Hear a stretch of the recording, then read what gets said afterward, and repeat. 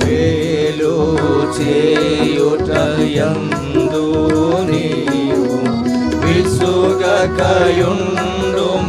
ఎల్లప్పుడు. మేలు చేయుటయందు నీవు విసుగకయుండుము ఎల్లప్పుడు.